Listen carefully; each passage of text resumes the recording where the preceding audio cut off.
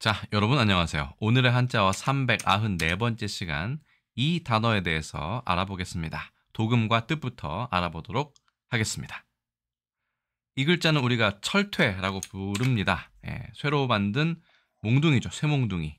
보통 이런 모습을 상상하시지만 이것은 서양, 유럽 쪽의 철퇴이고요. 우리나라나 중국, 일본 등의 철퇴는 이렇게 생긴 것과 좀 비슷합니다만 또 이렇게 생기지도 않았죠. 어쨌든 사슬이 있는 것은 서양 쪽의 철퇴, 영어로 mace에 해당한다. 이 정도로 보시면 될 것 같습니다. 물론 서양에도 이렇게 생긴 철퇴가 없는 것은 아닙니다만. 첫 번째 글자는 쇠철자입니다. 자, 갑골문 근문은 발견하지 못했고 소전체만 지금의 예서와 비슷하게 나와 있음을 알 수 있습니다. 허신의 설문의자를 볼까요? 허신 설문의자 보겠습니다. 자, 흑금이다.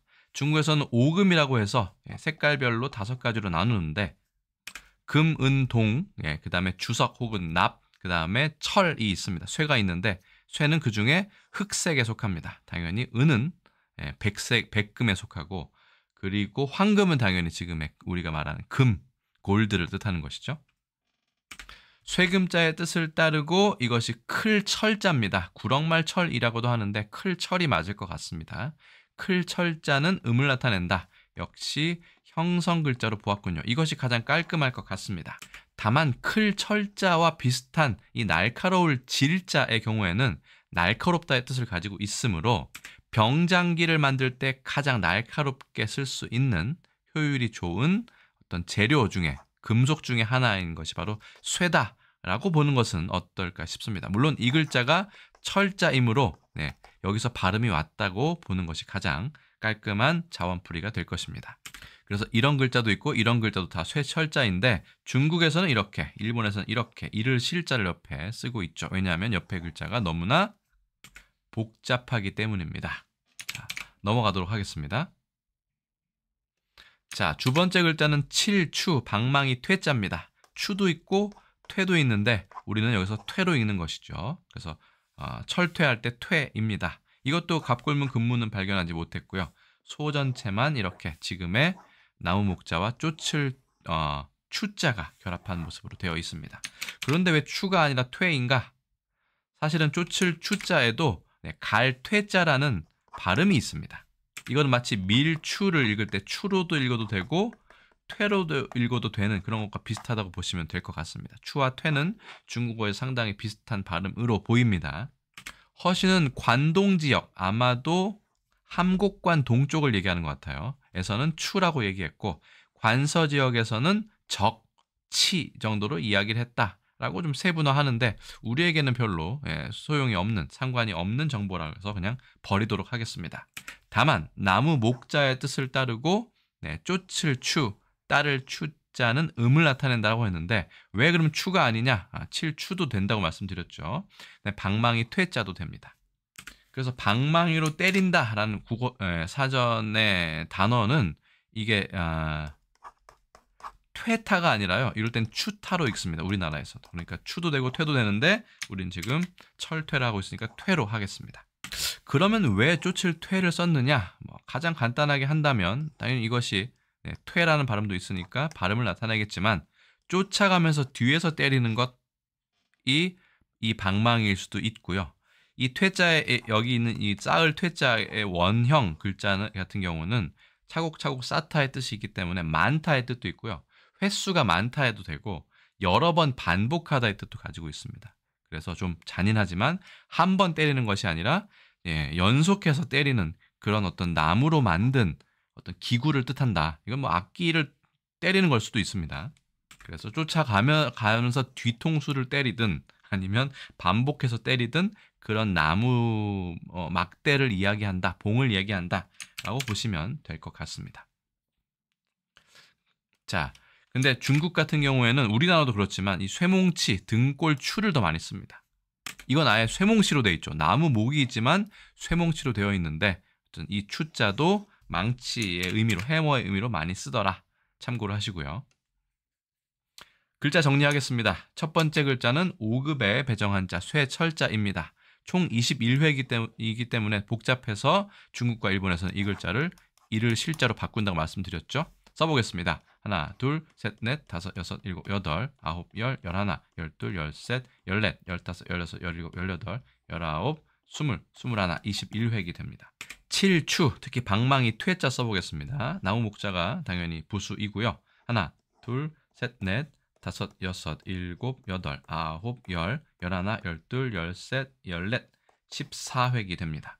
그래서 철추 아니고요. 철퇴라고 하면 쇠몽둥이를 이야기한다.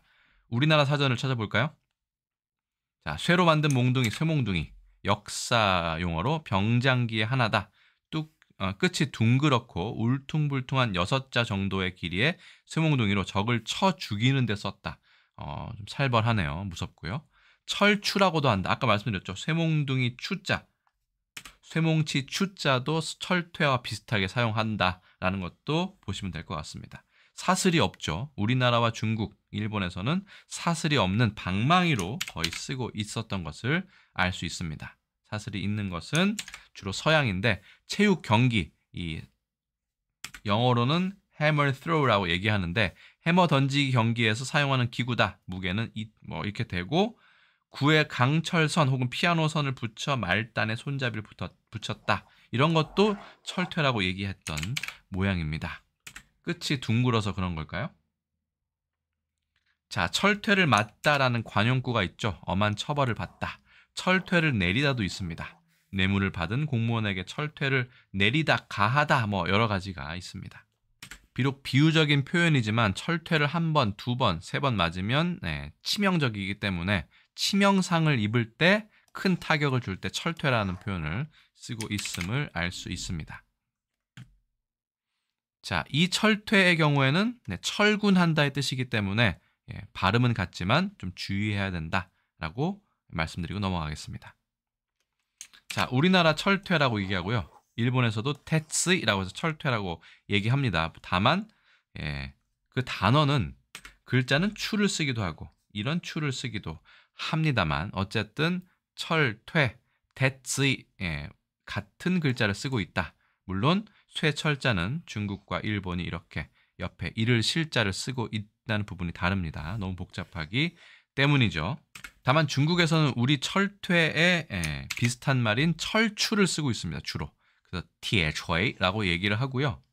이것보다 더 많이 쓰는 것이 철봉입니다. 우리 운동할 때 그 철봉과 한자는 같지만 중국에서는 티에빵이라고 얘기하면 이것이 곧 철퇴를 의미하는 경우가 상당히 많다. 그래서 봉자를 많이 쓴다. 혹은 티에꾼, 철곤이란 표현도 가끔씩 쓰더라 정도로 차이점을 보인다라고 볼 수 있겠습니다.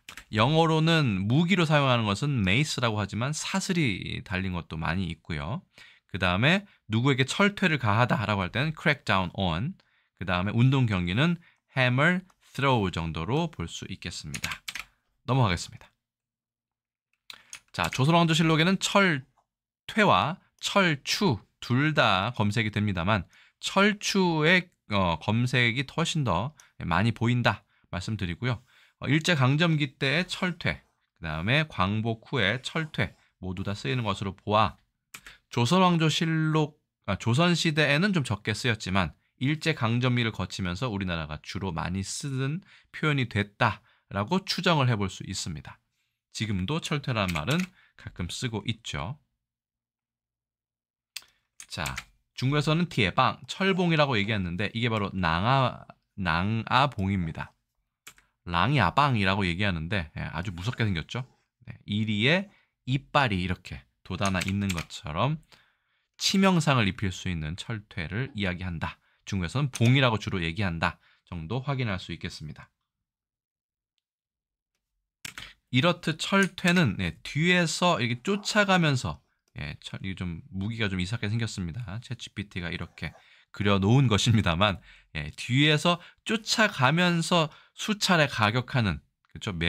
연속 가격하는 그런 몽둥이다라고 보시면 어떨까 싶어서 제가 한번 그림을 요청해 보았습니다만 조금 부자연스러운 부분이 있습니다. 그래서 오늘의 한자어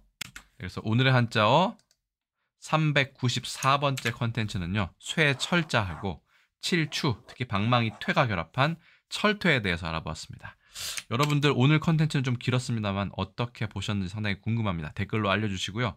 왜 쇠철자는 이렇게 생겼고 그다음에 방망이 퇴자는 이런 글자를 쓰게 되었는지 여러분의 의견을 여러분 자유롭게 댓글로 달아주셔도 환영합니다. 일단 오늘 제가 준비한 건 여기까지고요.